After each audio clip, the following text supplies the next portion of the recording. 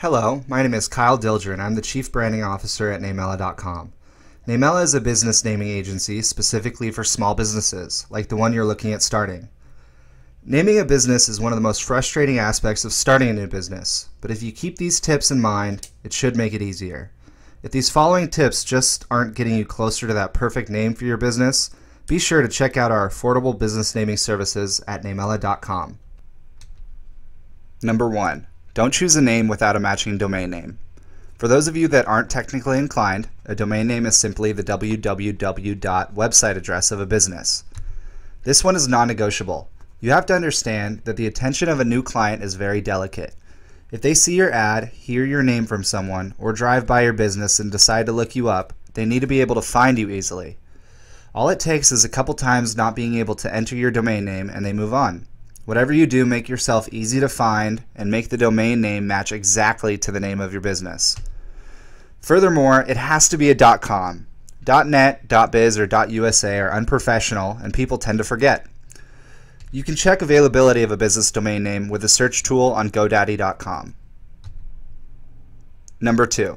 Don't use your name or last name as your business name. There are 3 reasons for this. First, let's say you were to start an electronics store. John's Electronics doesn't quite have the same ring to it that a name like Best Buy has. The name is weak and not memorable. Second, if you're too closely associated with your company, it's all too easy for clients to always expect to talk and deal with you and only you. What if you want to grow? And finally, it's hard to walk away if you ever want to sell your business, as it's your name and your reputation at stake.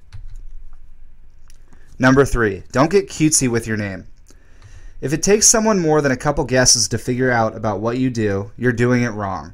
Make it clear what you do so you are easy to remember and not one of those businesses you see and wonder, what in the heck does this business do every time you see it? Even better if you can make it short.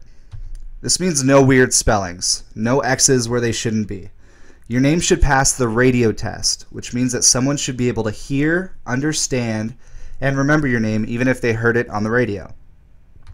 Now, some branding pros might disagree with me here, but after working with thousands of new small businesses, I think getting fancy for smaller operations is a bad idea. If you have millions to spend on marketing, that may be different, but most of us don't. Here at Namella, we say that clarity is king and don't suggest names that require lots of explanation.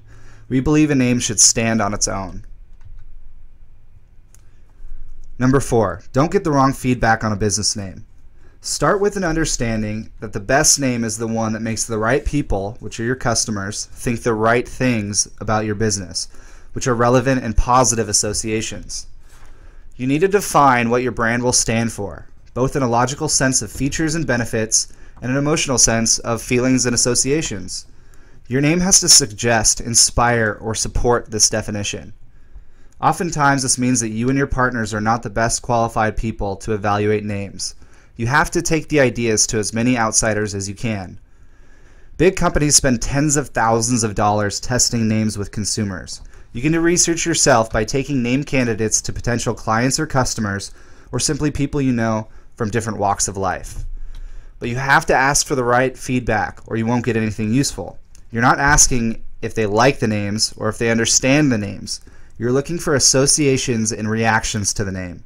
You want first impressions. Finally, number 5, don't do this alone.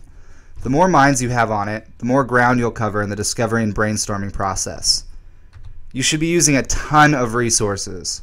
Over here at Namella, we use all sorts of dictionaries: Greek, Latin, French, Italian, and German dictionaries.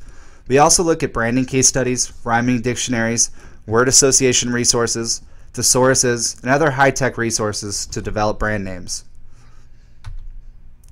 We hope you enjoyed these little tidbits of information on naming your business. If you're having any sort of difficulty, feel free to check out our affordable naming services at Namella.com.